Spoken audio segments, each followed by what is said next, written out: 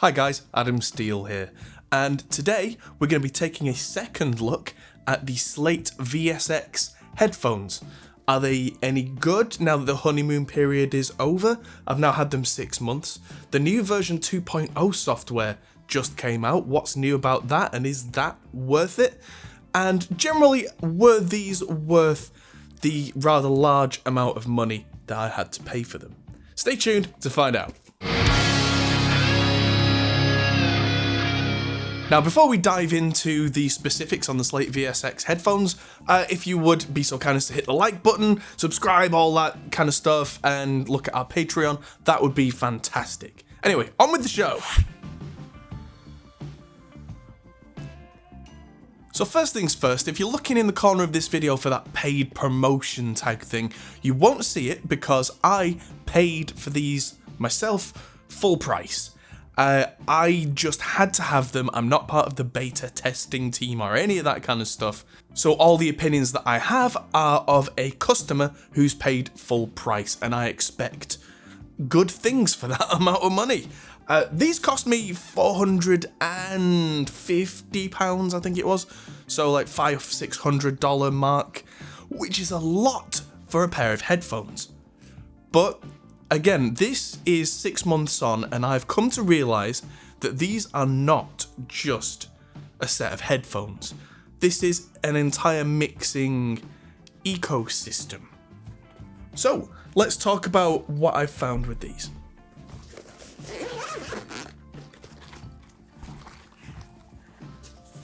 Now, they come separate from the cable, which is great because the cable, although it's survived the last 6 months, it's not doing too well. It's got these kind of kinks in it. I don't know if you can see that on camera there.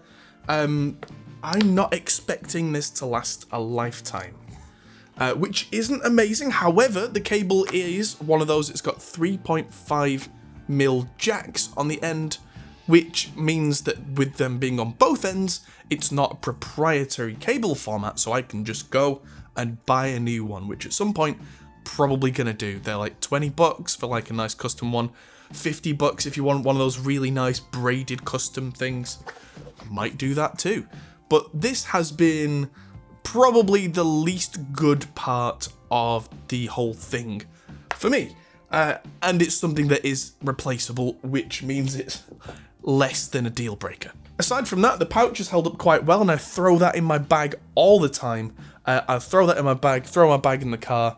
I do a lot of work all around the country, which has been difficult with the whole, global situation, but I've managed it with proper precautions. But things get battered in my bag, and this has held up well, which is a very, very good sign. There's a little bit of scuffing on it, but the material it's made out of is like a kind of a woven fibre over something more solid, and that seems to have done the trick. The headphones themselves, if we look closely at them, we can see that the stickers that came on the Founders Edition have started to rub and scratch off. They've got loads of fingerprint marks, and that's from me being, mucky.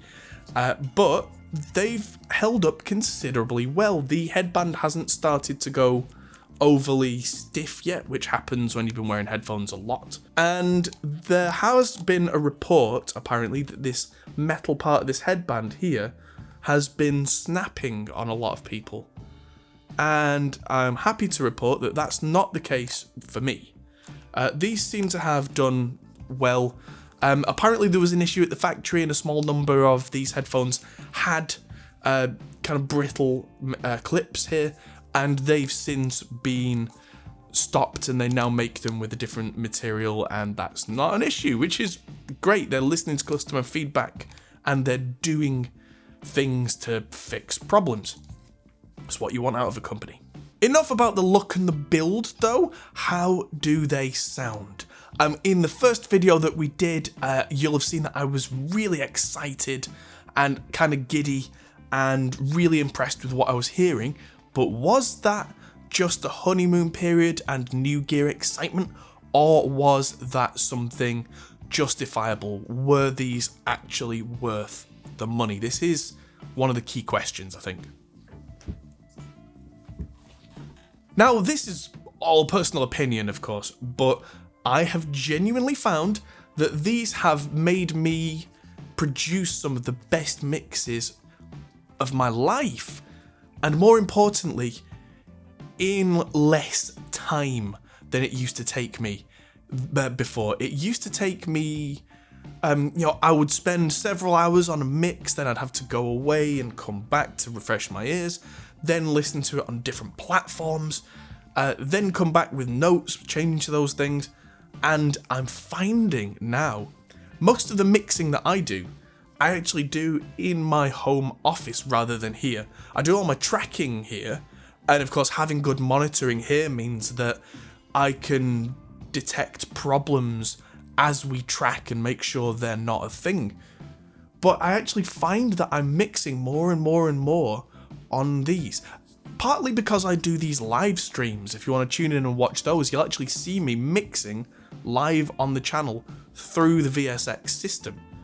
And part of it has been the fact that I can change the rooms, to change to headphone models and change to different speakers very quickly and see if anything jumps out of the mix at me that shouldn't be there, that's a problem, that, say, especially working on rock and metal, distorted guitars are the worst. I'll find that I've got what I feel like is a perfect mix on one set of speakers, I'll switch to another set of speakers, and there's a very definite resonance peeking out of the mix, which if I actually bounce that mix as it stands and go and play it on something like a phone or a car stereo, quite often, there's that resonance. And that's something that, unless you can afford stupid amounts of money on the best monitoring system, the best room, and actually the best secondary monitoring system, so you can actually, compare and contrast. If you can't afford that, and we're probably talking $80,000 to $100,000 for that kind of setup, these work because I can go yes, yes, no. What's that? Fix it. Go back to the other speaker types, and the problem that wasn't there still isn't there. But the issues have been resolved, and that means that by the time in the end of that session I then send a first mix to a client, that client is coming back every time and saying this is amazing.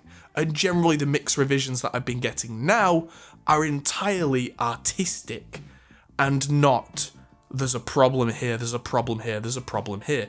No, it's more the mixed feedback I'm getting is the mixed feedback that I want, which is things like, I would like more of these backing vocals, or can we have these guitars with a little more top end, which is personal taste kind of thing, rather than these guitars sound muddy. It's I'm getting the kind of feedback that is wants, not needs. Which means that if the mark is here, instead of hitting here and trying to track in, I'm hitting here and really kind of getting the last little bit. How much of that is the headphones? How much of that is me and me growing in experience? Is difficult to tell apart. I've been doing this a long time though, and I'm definitely finding that good monitoring means that I get better mixes quicker because I can hear problems that are going on and I can fix them much quicker. In terms of the models of speakers that we have in the rooms, I definitely settled on the Archon room and the midfields. Now, those are not necessarily the best sounding speakers, and I think that is for the best. I consciously decided that I wanted the most kind of natural sounding speaker set, not necessarily the ones that impressed me the most. That's something to be careful of. Like the far fields in the Archon room give me a big sense of space, lots of bass, and I find that when that happens, I accidentally mix with not enough low end. Definitely found that for the first few weeks of using the VSX. That, yeah, my mixes were coming out quite bass light, because I'm used to mixing in here with 2 stereo subwoofers. So the low end was there on VSX, but it wasn't hitting the chest, because of course it wouldn't, it's headphones. And I just had to adjust to that, and when I did, the balance came straight back. Now, as of yesterday, when I'm filming this, The VSX 2.0 software just came out. And it looks like I'm going to be changing from the Archon for my go-to to something else. I'm going to quickly move to Studio B here, which is my home office studio, and we're going to talk through the new models compared to the old stuff. Alright, I'm at home and I'm in Studio B, as you can see, and let's take a look at the new VSX. So, there are a few things that have changed since the initial release. One of which is this thing in the corner here, ear profile. So the ear profile thing seems really cool. A lot of people were complaining that they had a particular upper mid spike that made it unusable for them. And so they worked out that ear profile 1 was kind of the standard, but ear profile 2 kind of took that away, so it made it more palatable for that audience. And then in this brand new release here, they've come up with the average as well. So apparently if it wasn't quite right for you one way or the other, now you can go somewhere in the middle. Turns out I seem to be ear profile 1. It's very subtle, but it's kind of an upper mid thing that you can fix. So since the release here, there's now the LCD headphones, which are the Odyssey LCD 2 and 4, which if I play a little bit of this, well, you won't be able to hear it unless I make it sound really weird.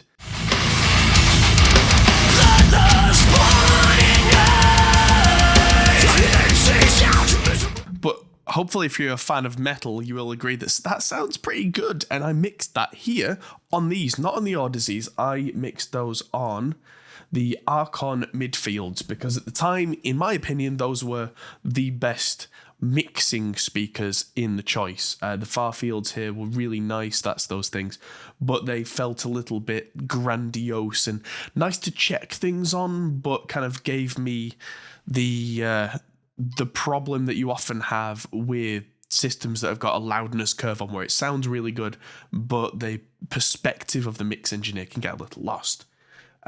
What else is new? So my favorite thing that is new is Steven's mix room. Oh my word. So in here, there is midfield, which is these barefoot micro main 27s, which I really want a pair of those, but they're about £11,000. So I won't be getting a pair of those anytime soon. But these, compared to the Archons, have a little bit more low end and a more airy defined top end, which I very much appreciate. I like a slightly hyped top end when I mix so that elements in there that are causing a problem actually stand out. It's just something that I've always liked. It's kind of linear, but with a high frequency lift.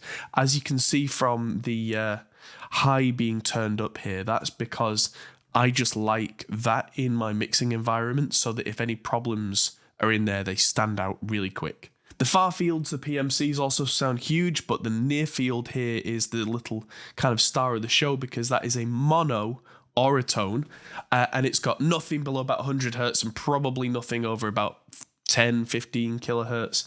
It's all just mid-range and nothing else, right in mono. And it's weird because of the binaural effect. It feels like it's kind of in front of me. It doesn't feel like just mono headphones. Very clever. There's also Sonoma Studio with these near fields that I'm not a particular fan of, but the midfields here are the 218s from Amphion.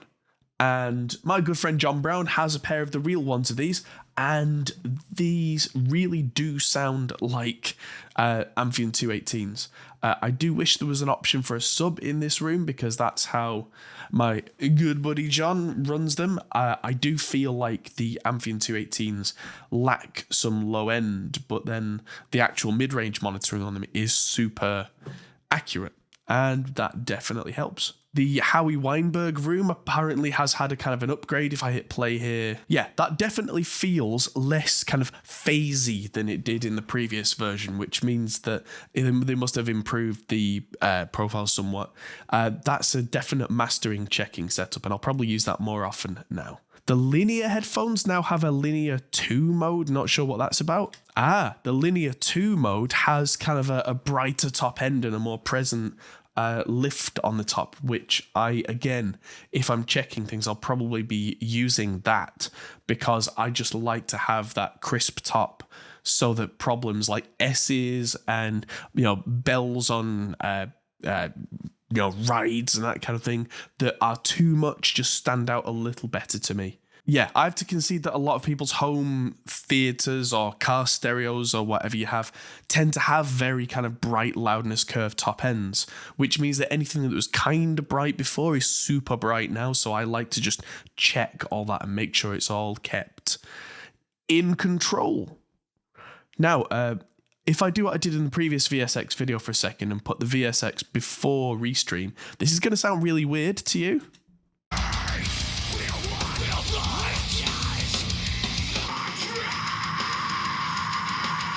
That's that near field.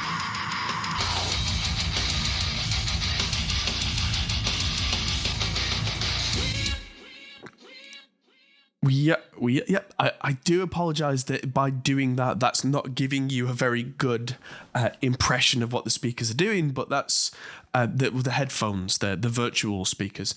But that's just because without the two parts of the system, it really doesn't work. You do need these and this all together. If there are more features in there, I don't actually know what the new ones are, but if there's anything that I've missed, people feel free to tell me, because I'm always interested. Oh, the bypass mode, I can choose the HD linear between 1 and 2, so the slightly brighter one is probably the one that I would do. Auto bypass and export does exactly what it says, so that if you render and you've forgotten to turn this off, it turns it off for you, it knows it's in export mode, and just kills it. Very cool. And so, yeah, those seem like small improvements, but they are arguably very big improvements since 1.0. I, for one, will be using probably this setting, the midfield in Steven's mix room, as my go-to. So, back to me. So the fact that they're adding new features as well as sorting out previous problems like that ear profile thing, that's all really good stuff. It looks like they're going to be invested in this long term. The Founders Edition headphones sold out very quickly. The supply issues that everybody's been having around the globe recently have meant that the next batch of headphones are not there yet. I think they're on pre-order now, which means that they're probably already made and on a boat on the way into our respective countries. But supply, I mean, the whole thing with the Suez Canal being blocked certainly can't have helped things. But yeah, everything is good to go as far as I'm aware for the next batch of these. And physically, I think that apart from the breaking headband thing, the second batch, the 2.0, is the same physically. It's just the software that's changed. Now, I have used these quite a bit in situations where I've not had access to the VSX software. And in that regard, they're okay. They're actually quite good isolation, which is really useful when I'm working, when I do a lot of work with John Brown and Riff Hard.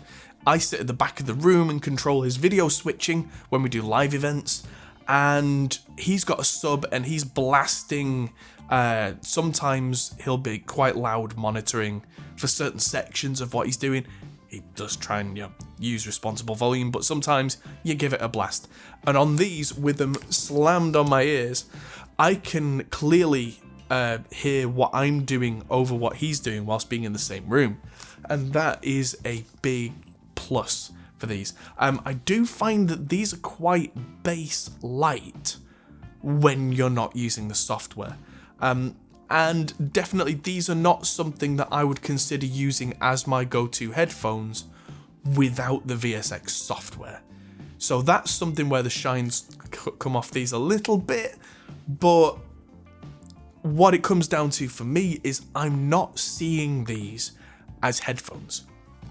I'm seeing these as an all-in-one mix solution. These are kind of combined headphones and virtual monitors as an enclosed system. And the way that I use these with Reaper is I have the VSX plugin in the separate monitoring effects part of the program, which means that it's not going to affect the bounces, exports, renders, whatever you want to call them. However, they have put into the software a thing where if the plugin is aware that you are exporting, bouncing, then it automatically disables itself anyway. Definite plus means it's harder to make a mistake. So, again, having not been paid to use these, having not been given these for free, having not been given a discount, would I recommend these to other mix engineers? 100%. Yes, absolutely. If you already have like a multi-million pound complex with perfectly treated walls, ridiculous monitoring systems, and easy access to that whenever you need it, then you don't need these. But if you're in situations like me, where I actually live an hour's drive away from this studio, and sometimes I just need to check a mix, so I can go into my home office, put these on, listen, and go, and that's saved me a lot of time.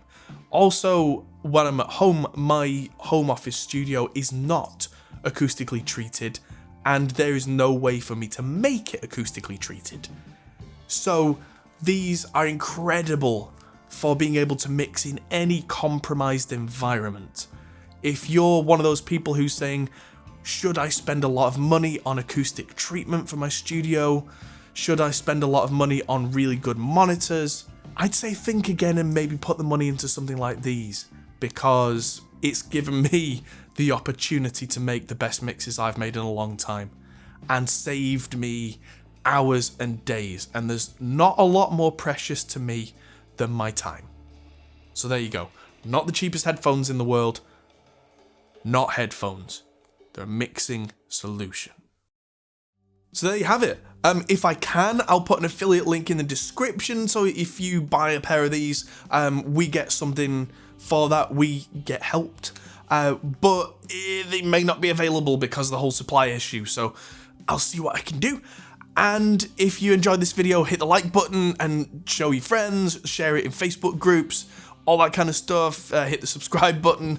Watch the massive 6-hour video that we did on comparing all the Celestion speakers that they produce, which is ridiculous and took months of my life and nearly killed me. Thanks for watching. I'm Adam Steele, and I'll see you in the next video. Ta-ta!